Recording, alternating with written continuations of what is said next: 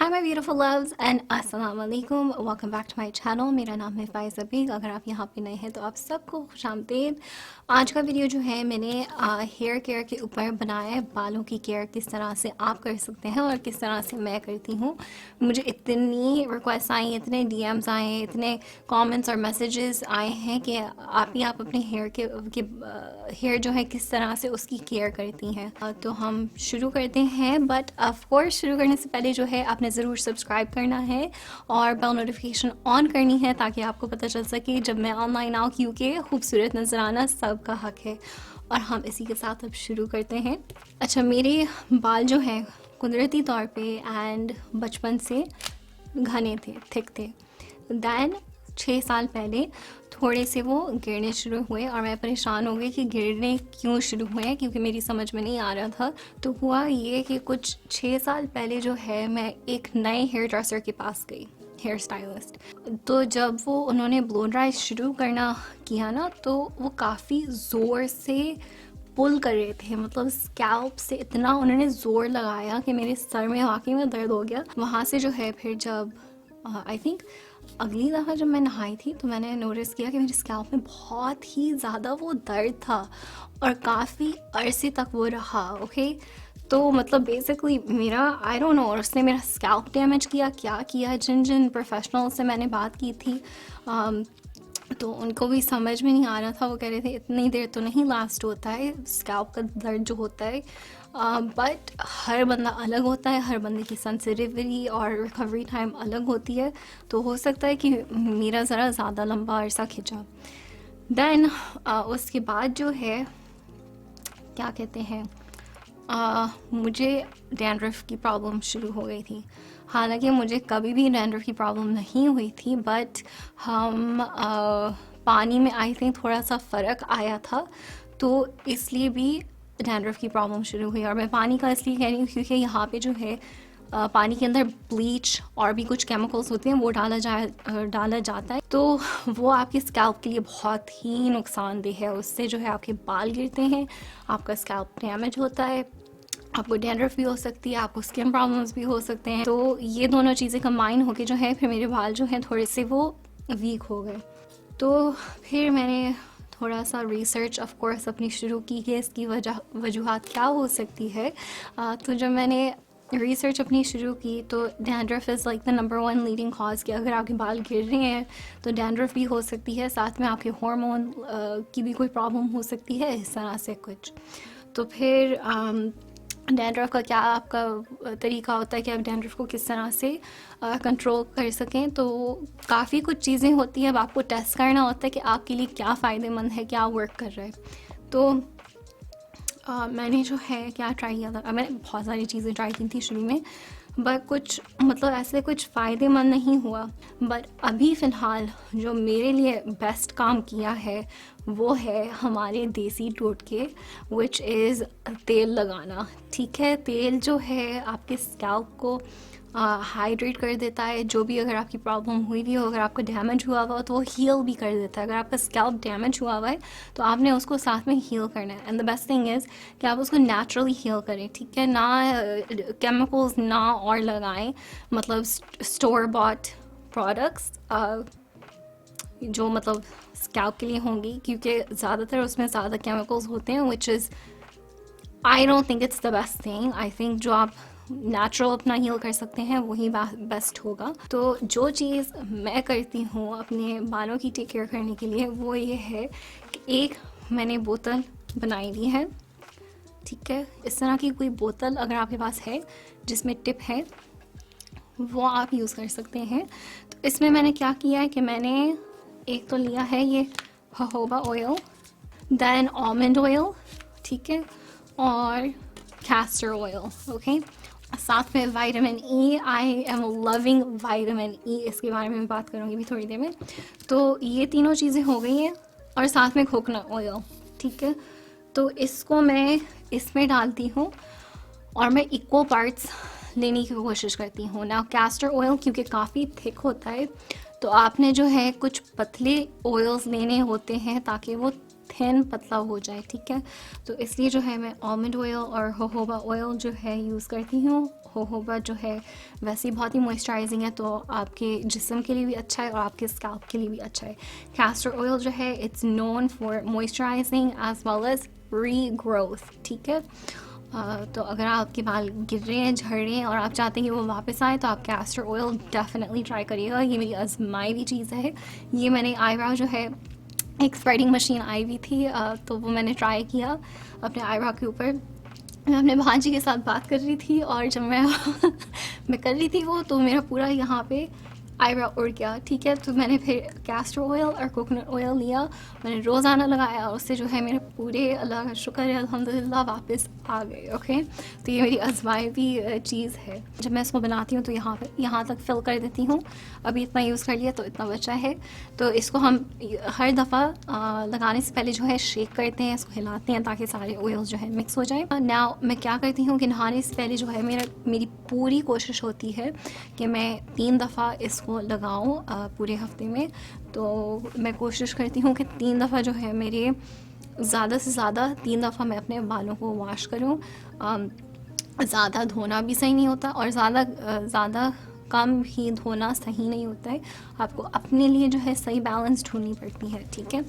तो नाउ इसको मैंने उस वक्त जो मेरी प्रॉब्लम शुरू हुई थी, तो उस वक्त से जो है मैंने लगाना शुरू किया था एवरी सिंगल टाइम नहाने से पहले, कम से कम 3 दिन और कम से कम 30 मिनट, ठीक है, ताकि वो अच्छी तरह से जस्ट हो जाए स्कैल्प के अंदर, क्योंकि हमने जड़ को जो है, रूट्स को स्ट्रॉन्ग करनी है ताकि हमारे बाल स्ट्रॉन्ग रहें, ठीक है। तो दिस वाज द मेथड। आप बस इस टिप को लेंगे और यहाँ पे अपनी स्कैल्प के अंदर लगाना शुरू करेंगे। फॉर एग्जांपल यहाँ पे आपने लगाया, देन इसको थोड़ा सा आपने मला, ठीक है। और मैं इसी तरह से करती हूँ पूरे अपने स्कैल्प के साथ, ठीक है। तो ये हो गया है ऑयल के बारे में बात। Now vitamin E, I love vitamin E because it's really good for moisturization. तो इसके भी few drops डालती हूँ उसमें। Now also this is really good for your skin. नहाने के बाद, वज़ू करने के बाद आपने थोड़ा सा लिया, just a little bit P size आप इसको कह लें, आपने हाथों के ऊपर मला और फिर चेहरे के ऊपर आपने यूं किया है, ठीक है। तो आपने इस तरह से इसको लगाया। आते हैं हम अब सप्लीमेंट्स की तरफ।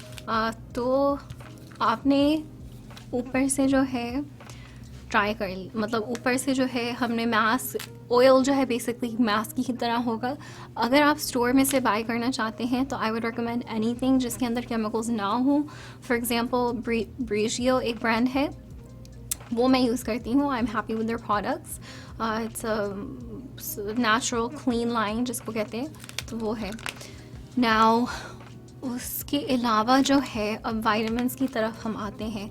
तो आपने ऊपर से अपनी हेयर केयर तो कर लिया, तेल लगा लिया, मगर आपको अपना खाना और डाइट भी सही रखना पड़ता है ताकि आपका पूरा, मतलब ऑब्वियसली स्किन और हेयर नेल्स सारी, आप मतलब even beyond that of course your whole entire body, वो सही रहे। तो हेयर थिमिन जो है मैंने यूज़ किया है, ये बेसिकली हेयर ग्रोथ की वाइटामिन्स हैं। ओके, ये जो ब्रांड है ये एक, आई थिंक वो ईरान की है, उन्होंने ये बनाई है। इट्स कॉल्ड हेयरटिमिन और ये मैंने शुरू की है लेना काफ़ी अरसे से, एक्चुअली अर्शद से ये मैं ले रही हूँ और इससे जो है मुझे काफ़ी फ़ायदा हुआ है। मैंने दूसरी हेयर वाइटामिन्स ट्राई की हैं मगर this has been the best one. मुझे और कोई नहीं मिली है जिससे इतना फ़ायदा हो, ठीक है। तो इसके बारे में ये है कि इट हेल्प्स विद रीग्रोइंग, आपके बाल वापस आते हैं, स्ट्रॉन्ग भी होते हैं और आपको मॉइस्चराइजेशन भी होती है। नाउ हम आते हैं किसकी तरफ, टूल्स की तरफ। ओके, आपके टूल्स बहुत नेसेसरी होते हैं कि आप सही टूल्स यूज़ करें। जहाँ तक मेरी रिसर्च गई है, वुड का जो कंगा होता है या कंघी होती है वो सबसे बेस्ट होती है आपके बालों के लिए। प्लास्टिक जो है आपके बाल को जो है वो तोड़ देता है क्योंकि उससे हीट बिल्डअप होती है एंड जब आप उसको ब्रश कर रहे होते हैं तो वो जेंटल हीट जो बिल्डअप होती है वो आपके बालों को डैमेज कर देता है एंड ऑल्सो ब्रेक्स आपके बालों को बीच में वो ब्रेक कर देता है, ठीक है। तो आपने जो है वुड की कंघी आप इस्तेमाल कर सकते हैं या फिर कोई अच्छा सा plastic brush like a good quality. तो ये हो गई हैं सारी टिप्स। तो अब आते हैं हम स्टाइलिंग की तरफ। तो द बिगेस्ट थिंग इज़ कि जब आप स्टाइलिंग करें अपने बालों की हीट के साथ, तो आपने जो है हीट रेजिस्टेंट स्प्रे पहले लगाना होगा एंड देन आप जो है अपने बालों को कर्ल करें। जो भी कर रहे हों उस वक्त आप पहले स्प्रे हीट प्रोटेक्टेंट स्प्रे लगाएं और फिर अपने बालों की कर्ल करें। मतलब इफ़ आई नो कि मैंने आज कहीं जाना है और मैंने अभी नहा के निकली हूँ, देन उस वक्त जो है नहा के निकलने के बाद जो है आपने स्प्रे लगाना है, देन आप अपने बाल करें।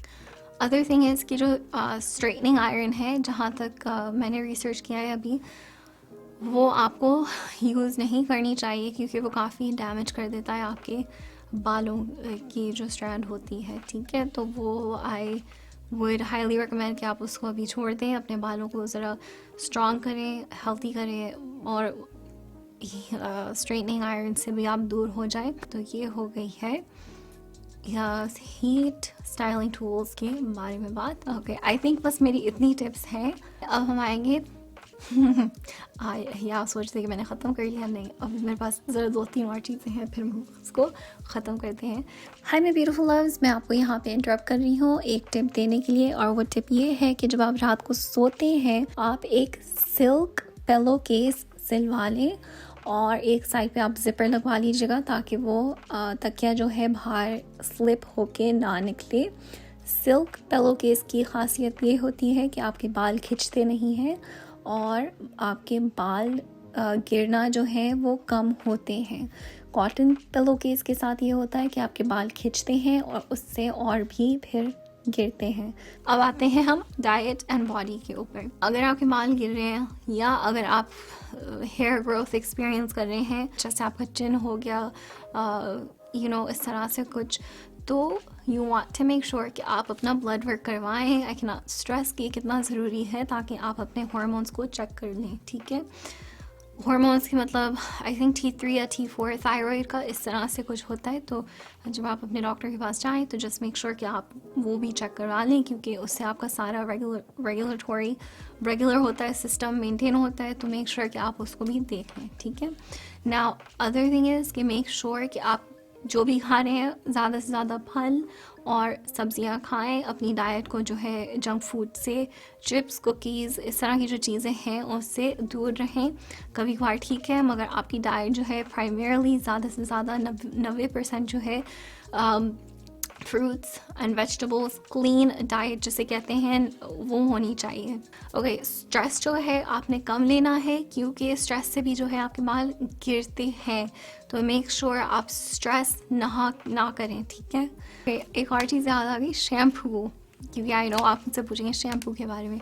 शैम्पू के बारे में ये है कि जो भी आप शैम्पू यूज़ करेंगे मेक श्योर कि वो भी chemical, again my basic thing is try to remain chemical free. जितने केमिकल्स आप अवॉइड कर सकते हैं उतना ही बेहतर आपके लिए होगा। Sulphate free, I think it's SLS free and some paraben free. तो इस तरह से जो है आपने उन चीज़ों को अवॉइड करनी है जब आप अपने शैम्पू परचेज़ कर रहे हों, उस तरह से। नाउ आई विल से कि जो हमारे वालिदैन थे पुराने ज़माने में साबुन यूज़ करते थे, like a bar of soap अपने बाल धोने के लिए। तो मैं ट्राई करना चाह रही थी वो भी, क्योंकि ऑफ कोर्स इट्स नेचुरल, साबुन नेचुरली होगा।